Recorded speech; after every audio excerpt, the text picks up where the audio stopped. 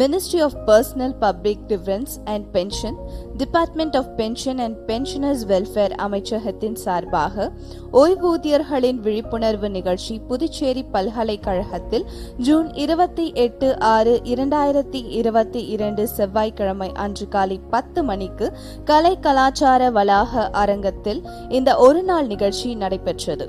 இந்நிகழ்ச்சியில் ஜிக்மர் ஓய்வூதியர்கள் சங்கத்தின் சார்பில் கௌரவ தலைவர் டாக்டர் பி. நளினி அவர்கள், தலைவர் நடராஜன் அவர்கள், செயலாளர் என். விஸ்வநாதன் அவர்கள், பொருளாளர் எஸ்.கே. தண்டபாணி அவர்கள் கலந்து கொண்டு இவ்விழாவை சிறப்பித்தனர். Department of pension and pensioners welfare துறையின் சார்பாக இணை செயலாளர் எஸ்.என். மாத்தூர் அவர்கள் வரவேற்புரையை நிகழ்த்தினார். Department of pension and pensioners welfare அமைச்சகத்தின் சார்பாக இந்நிகழ்ச்சியில் ஹர்ஜித் சிங் சீனியர் கன்சல்டன்ட் அவர்கள் துறையின் சார்பாக வருமானம் மற்றும் திருமண சான்றிதழ், வாரிசு சான்றிதழ் குறித்து விளக்கினார். ஓய்வூதியர்களின் சென்ட்ரல் கவர்மெண்ட் ஹெல்த் ஸ்கீம் குறித்து சந்தேகங்களை டாக்டர் உபாஸ்னா சிங் அவர்கள் விளக்கினார். Department of pension and pensioners welfare துறையில் இருந்து வங்கி தொடர்பான சந்தேகங்களை ராமன்ஜித் கவுர் அவர்கள் விளக்கினார். Life certificate, digitisation of L Cs, face authentication technique குறித்து ருச்சிர் மிட்டல் டைரக்டர் அவர்கள் விளக்கினார். This program is to make all of you aware, and through you other pensioners who have not been able to physically be present, aware about the pensioners policies and the latest rules and regulations. Recently, this department has done a lot of work towards pensioner welfare.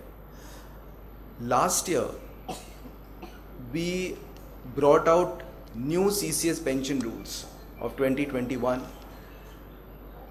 Earlier pension rules were of 1972, and from 1972 till last year there were any number of OMs which had come out and which would confuse the pension settling authorities, also the pensioners, if they were not aware of the train of the OMs, rather the chain of OMs, and each OM used to refer to a previous OM. So what this department did, we put together all the OMs and dovetailed these OMs into the new CCS pension rules. All those old OMs, all those old rules, forms which were part of the CCS pension rules, we repealed them. So one of the sessions which we have organized for you over here would talk about the new provision in the CCS pension rules. The second most important thing which we did last year was for those employees who are covered under the new pension, under NPS, they also get covered under family pension rules. God forbid if there is some tragedy with the in-service officer who is covered under NPS. So for them also we brought out NPS rules last year, which was also a milestone of this department. Besides, what concerns each one of you over here is life certificate, and this department was aware of the kind of problems which pensioners face while giving life certificate. You would see long queues in the month of November outside banks of pensioners waiting to give their life certificate, without which the pension would get discontinued. Not only did this department introduce the digital life certificate, which could be given by biometric devices, but also a host of other new things were brought in, like getting a life certificate through the Indian Post and Payment Bank. You can call the postman home. Some 1,90,000 Gramin Dak Sevaks were equipped with smartphones, and they could come and take your life certificate from home. The banks were roped in. A consortium of banks, some 12 public sector banks, for doorstep service to the pensioner for life certificate. And it was observed that many pensioners would not be able to give a digital life certificate because their thumb imprint would get faded due to age. So this department brought in a very revolutionary technology not very long ago, sometime in the month of December last year, which is called the face authentication technique, on which we have a full session today. So face authentication with the help of an Android phone, any pensioner can give a life certificate sitting at home and get a life certificate within 60 seconds. And just imagine the kind of hassle the pensioner would be saved from. Today, the number of pensioners is about 68 lakhs, only central government pensioners. So, keeping that in mind, different steps are taken. So, today we have a host of sessions, and all the sessions are meant for you and meant for your awareness. Please feel free to ask questions in the question answer session. In case you are not able to ask there, my people are available here. You can clarify. This department runs a pension grievance system called 𝐶PIN-GRAMS, and believe me, every grievance is looked into very deeply. You can file a grievance on 𝐶PIN-GRAMS also, and any pensioner who is 80 years and above, the grievance has to be sorted out within a period of 35 days, and for all others within a period of 45 days. If the ministries do not respond, your concerned ministries do not respond, then our department has a fortnightly meeting with all the ministries where the cases are pending for more than 3 months. Pondicherry, I think this is the first program of Department of Pensions which we are organizing here. It was left untouched. Of course, we did organize one program some 4 years back in Chennai with the help of the pensioner associations there. And the pensioners, registered pensioners associations, we have some 50 in number. So please understand that the pensioners associations which are registered with us are an extended hand of the Department of Pension to resolve the grievances. What we expect from them is that pensioners will approach them locally, and the association is supposed to help the pensioner in filing the grievance and also telling the concerned pensioner the latest rules. So it is very good for you as a community to also get in touch with your association, because if you see like 68 lakh pensioners are there, the department cannot individually look into small grievances which can easily be resolved just because there is lack of awareness. So I would also like to thank all our pensioners associations for the fantastic work which they have been doing, and I've come to know after seeing the presentation and the activities and all the senior people who despite age are so active. Hats off to all of you for that.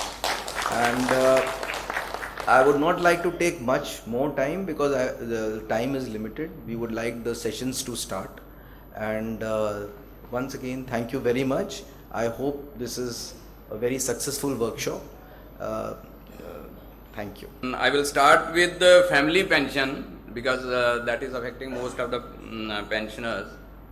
So all of you know that family pension is given when a serving employee dies or a pensioner dies. So when a serving employee dies, the family pension is 50% of the last pay for the next 10 years, and thereafter it is 30%. And when a pensioner dies, the family pension is 50% of the last pay till if he had survived, reached the age of 67 years or for the next 7 years, whichever is earlier. So if somebody has already crossed 67 years, the family pension will be 30% of the last pay only. The minimum family pension is 9,000 rupees per month, and the maximum family pension, if it is enhanced rate 50%, then it is 1,25,000.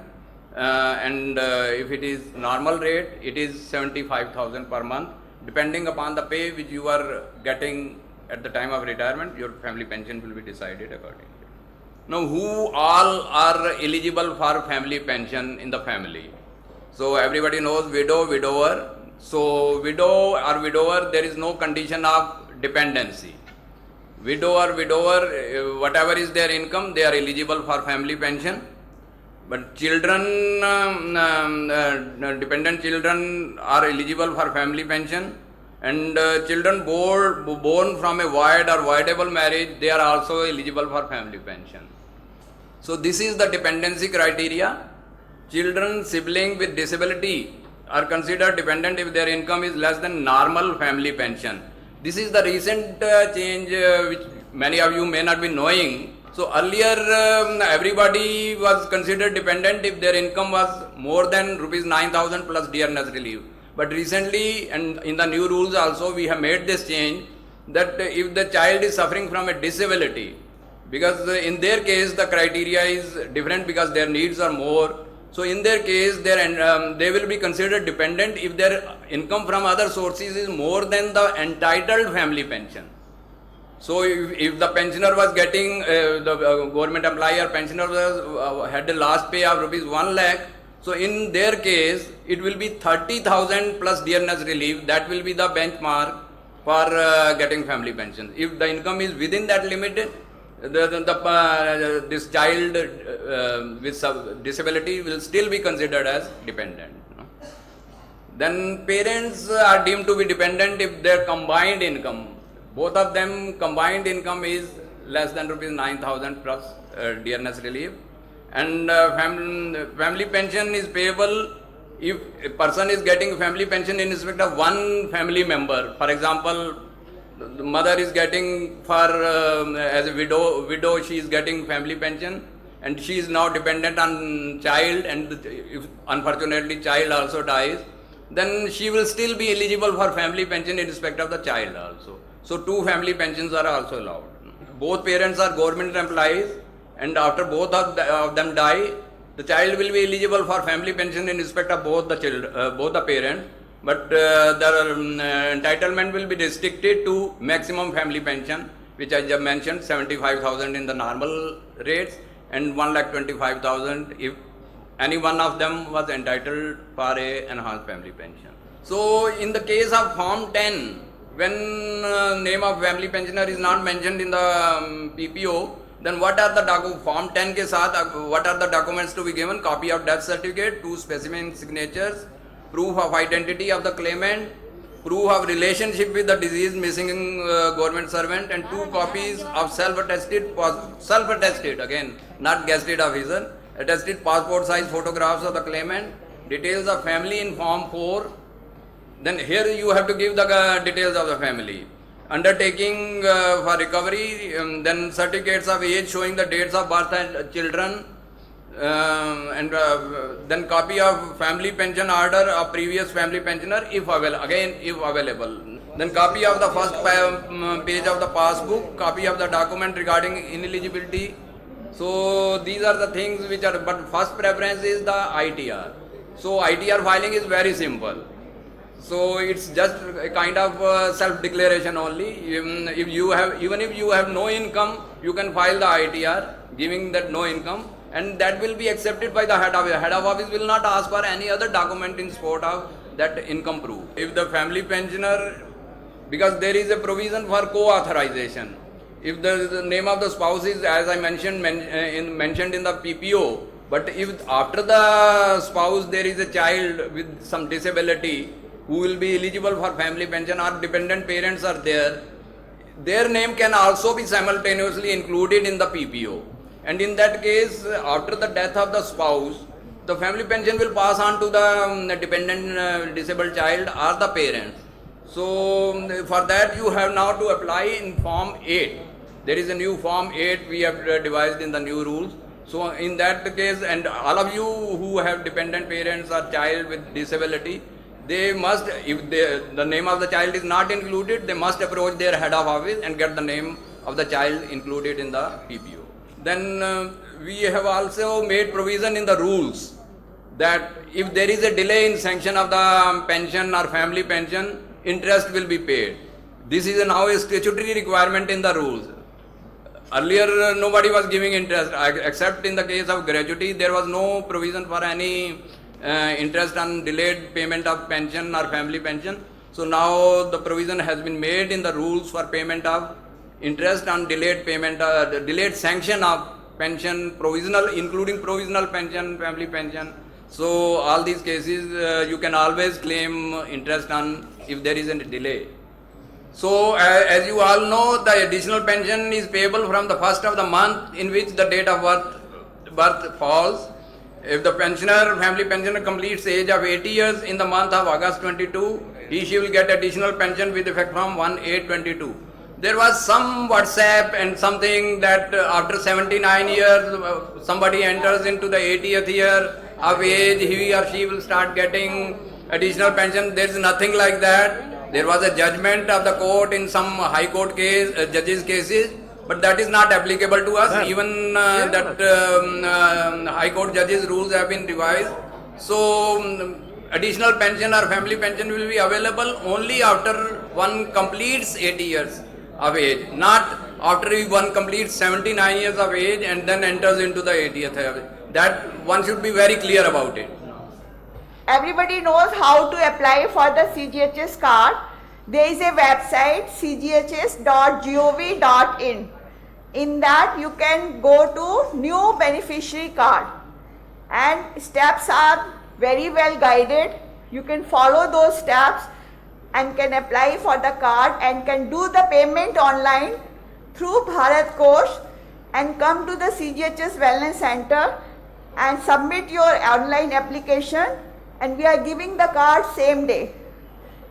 That is temporary card, and the plastic card, just like your ATM card, it comes within a month or 2 months, like that, because it comes from Delhi, so it takes some time. So now I take up all the queries, and anybody wants to have some question or some regarding to this related to CGHS, I am ready to answer now. But one thing I like to tell you, that CGHS Wellness Center Puducherry, it covers the full city for the beneficiary of service or pensioner, both. It doesn't have limitation like 5 kilometer or something like that. It covers the full Puducherry city. So in Pondicherry, I would like to tell that we have 2 MPanel hospital, PIMS Medical College and Manakula Medical College, and 3 government hospitals, JIPMER, Indira Gandhi Medical College and GH. And these are the present functioning. And for the eye, Agarwal Eye Care, Jyoti Eye Care and Arvind Eye Hospital, these 3 are also empaneled. Where doorstep banking, we are talking in this context about the PSB Alliance, that is Public Sector Banks Alliance. You don't have to access any account number or anything. You just have to register for doorstep banking. Then the vendor, the person who is supplying, they have got a number of persons working for them. After you register, they will just take some basic details from you and visit your house. You do not have to go for online banking for that. It is a service which can be taken by anybody. You do not have to be doing online banking for availing this service. When you are going to the branch and asking for doorstep banking, that is something different. What I have told you about doorstep banking, it is all the banks have come together and appointed 2 vendors, Atyati and Integra, and they are serving 100 cities in the country. Okay. So out of the 2 vendors, Pondicherry and Chennai is served by Atyati. So when you click on that link, you get directed to Atyati. They will just take some basic details, and whatever service you want, they will visit your house. So when you go to the site and click on it, it is very easily accessible, and anybody can do it. You can do it for anybody at all. They will visit that person's house, what address you put, account number you do, they will provide the service. The basic rules regarding non-resident Indian pensioners is that their pension should be credited to an NRO account, non-resident ordinary account in Indian rupees. In case it is to be sent abroad, it can be done through the NRE accounts or directly from the NRI, for which the pensioner must give a request to the branch. That is one. The second thing is that in case of, suppose the pensioner is abroad and he unfortunately he is deceased, his family pension can be commenced by the family pensioner even when she is out of the country. She does not have to come here to give the documents. The documents can be attested through the embassy, Indian embassy over there, to the consulate. They will verify the documents from the PPOs and from their passports, and then they will send it to the concerned branch. So this is another big benefit, that they do not have to visit India for commencement of family pension. And the third benefit for NRIs pensioners is that they can even submit their life certificates. Why is it gone? They can submit their life certificates also from there directly after getting them attested by the Indian Embassy or the consulate over there. So these are the benefits we have got for the NRI pensioners. So the NRI accounts, commencement by getting them attested by the Embassy, Indian Consulate, and also their life certificates. Also biometric life certificates can be given by them from abroad. They do not have to be in India. So these are the three benefits which you can get from there. In case the family pensioner is very old, unable to visit the Indian Embassy, this is very important. They just have to send a letter along with the doctor's certificate that they are unable to visit the embassy, and then accordingly the embassy will make arrangements to attest their documents and send them to their concerned bank in India. Now the next important thing is transfer of accounts.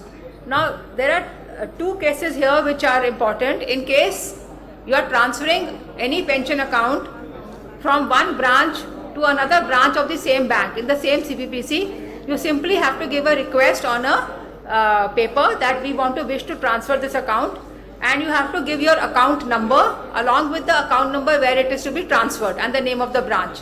The rest is taken care of by the bank, by the branch. Through their CPPC, they will route that application and it will reach the other branch. In case it is in the same CPPC, it will start instantly.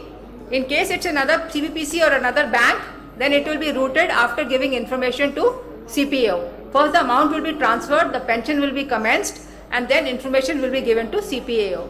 Here we have already taken up with the banks that there should be no delay in transfer. First, they should transfer the account only after the payment of the pension has been made for that month. Then they do the transfer so that the continuity is maintained.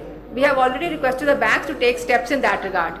Pension statements or pension slips are available with the banks online if you have given your registered mail ID. There are SMS is sent every month with the breakup of the pension. So these things are available online as well as through SMS messages. You can get the information about your pension breakup. Form 16 is also available on the bank's website, and it can also be taken in physical form from any branch of the bank. Form 16 for your TDS. It is also mailed to the pensioners' accounts on the registered mail ID. So if you have not got your email ID registered with the bank, please do so you can avail this benefit. You know these basic provisions, you know that in month of November you have to do it. One thing, another welfare measure we have taken in Department of Pension, we realize that very senior pensioners who are above age of 80, they have to stand in the bank lines. So for them we have opened a special window in the month of October only for the pensioners who are above 80. In the month from 1st October they can go to the bank and they can give their lapse certificate. But I would still tell you to request you to use that new technological means so that you can give lapse certificate from your home. So as I told you, in 2015 we have started digital lapse certificate. It is done by Department of Pension in collaboration with Ministry of IT. So but for this you have to use any kind of biometric device along with the laptop or tablet or some PC. You have to use a biometric device. Now the problem with the biometric device was that you have to use your either the thumb or your eyes. But with the old age, many of you have noticed that giving biometric is a problem because the thumb impression is not very clear.